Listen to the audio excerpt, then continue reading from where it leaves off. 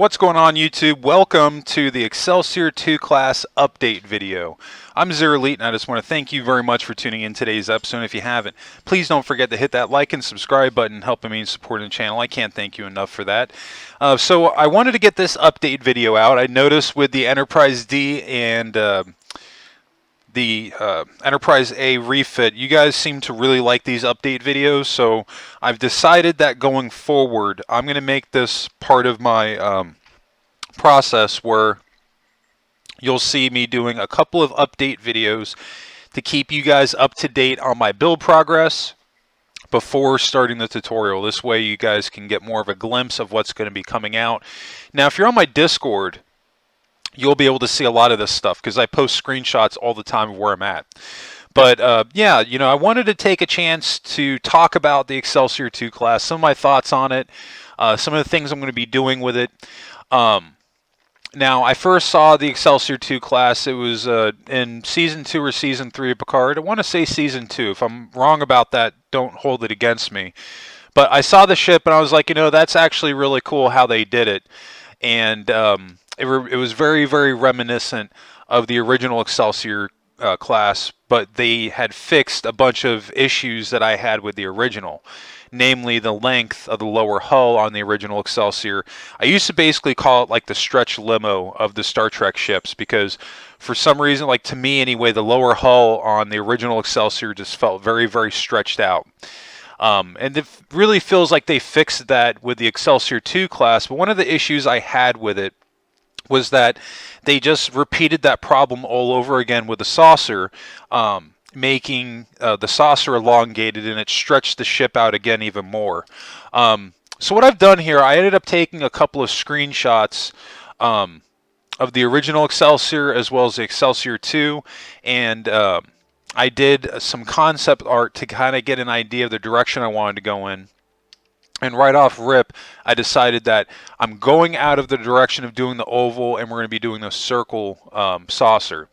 Now, one of the reasons I've also decided to do this, not only on top of the fact visually I think it looks better, I'd have to find the interview, but when Picard Season 3 came out, Terry Matalas was talking about the reasoning behind the design cues that they made with the Titan A and why it had a circular saucer.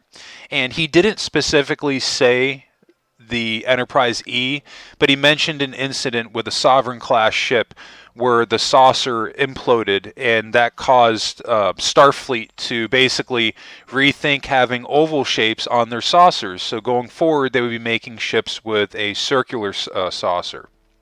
Now, with that in mind, it just kind of made me think like, okay, let's say this ship was already in production, they were working on it after the fact.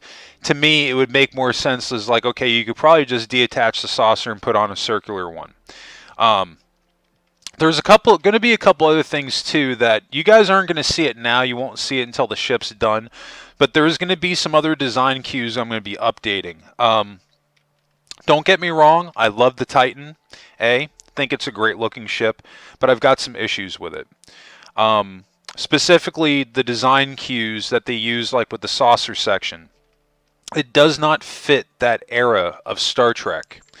When you think about it, that saucer more or less is from the Shatner era movies, which is like 120 years, if not more, give or take, before the fact. So you think of it like this. That's like taking a modern battleship and going back 120 years and putting a set of sailboat sails from like 1910 or 1920. It's the same logic behind it. You would not see it. Now, there's some things that you can do visually to update it in that regard, and you can kind of maybe, look at cars and with something like that. So like if you take like the modern Bentleys as an example, or the modern Rolls-Royce, and you compare them to their predecessors from like 80 years ago, there's a lot of design cues that they brought over, but they modernized them. That's something that should have happened with the Enterprise G / Titan A, and maybe just a little bit with the Excelsior 2 class. Now, one of the other things too that they were talking about, one of the reasons why the Titan A isn't so super advanced is because Starfleet doesn't have a major threat to worry about anymore, like the Borg. So you'd be seeing less and less ships like the Sovereign class that are designed basically for war. So they were going back to the exploratory phase of it. So with that being said, one of the things that I really want to do with the Excelsior 2 class, um, I would definitely want to reference more of our past within Star Trek, but I think that looking back towards the original movies that came out is a little bit too long ago for the eras, and I think it would be more fitting to reference Star Trek: The Next Generation or even the movies. Um, because you could make the argument like, okay, well, even with the Sovereign being an advanced ship 22 years ago, it's not that advanced anymore. So things like that would be maybe considered more standard issue. And that's kind of the thinking behind what you guys are going to see visually going with this ship as I do more with it. That I'm going to have Star Trek The Next Generation on my mind, so that simplicity. And if you really want to get an idea of what I mean by the simplicity, look at a Galaxy class ship. On the outside of it, there's not a lot of bells and whistles. The ship is so far advanced that all that stuff is internal. We want to be able to do that, I think, on the Excelsior 2 class. But maybe also hinting a little bit of references to the Sovereign. Now, one of the things, too, that you guys are going to notice is the scale of the ship. You're probably going to say, like, okay, like it's going to be a big ship. And you're right, it is. But it's technically going to be smaller still than the Enterprise D. So I was looking online at different references as far as how big this thing actually was, and I saw a couple of different examples. And I just ultimately decided to go with, like, okay, you know what? I'm just going to go off the idea that maybe this is similar in size to a Sovereign class ship. And when you compare a Sovereign to the Enterprise D, it's going to be longer in length, but it's not nearly going to be as wide, and it's not nearly going to be as tall as a Galaxy class. And that's what we're getting right here. When it's all said and done, the Excelsior 2 class will be longer than the Enterprise D, even though right now it already is, but once we add the engines on and everything. But overall, as far as the height and the width, the Galaxy class is still a much larger ship. But I mean, I'm really happy to get into this thing. You guys can see I've made some decent progress on this. And this ship itself had some challenges in its own. We're going to briefly talk a little bit about that. One of the things I love about the Excelsior 2 class, I love the elongated neck, and I love the elongated lower hull. Now, these were actually two areas I had a little bit of trouble with. Most of you that follow my tutorials, you know that when I do them, I usually prefer to go with a cut line if I can. And you're going to notice here, mostly with the neck itself, that I kind of veer away from that. And I'm not going to get too heavy into how I built it. We're going to save that for the tutorial. But I am just going to say that it took a little bit of trial and error to get the neck where I needed to be. Not nearly as much as some of the areas I had on the Enterprise D. I want to say I had 2 attempts, and if I remember correctly, my first attempt, I ended up not incorporating that in the tutorial. But I'm going to be pulling screenshots up of that because there's been a few people asking me if they'll be able to convert this into an original Excelsior class ship. And my answer to people are asking that is yes and no. It can be done, but you're more or less going to have to rebuild the lower section of the ship. But I'll include some screenshots when I start the tutorial up so I can show you guys originally what I had for the neck. The reason I'm going to do that is because my original neck that I did was much closer to the original Excelsior. And when you look at the original Excelsior, the neck, as far as the front of the ship goes, the neck and the lower hull are pretty much, they look like one piece as far as the shape of them. So I'll include that for those of you that maybe want to try that out. But I mean, this can definitely be done. But I think, in all honesty, by the time this ship is fully built, it's going to be a nice hybrid of the original Excelsior, the new one, but also having some flair of next generation in it. That's something that I'd like to see a little bit more. Like you look at some of the ships, well, primarily like a Galaxy class ship, you don't see a lot of those design cues with the modern ships that are coming out. They're bringing it back a lot further back than that. And don't get me wrong, I like it, but I think for the era, it's more appropriate to reference TNG than anything else. Another thing that was a little tricky was getting this outline done for the lower hull. And you can see here it's not perfect. Now bear in mind, I do fix this issue. We're going to fix that up. This is just to give you guys a teaser and taste of how this is going to look. Believe it or not, I've actually got a ton of work done on this thing already. The saucer, other than the bridge area, is mostly done as far as the wireframe goes.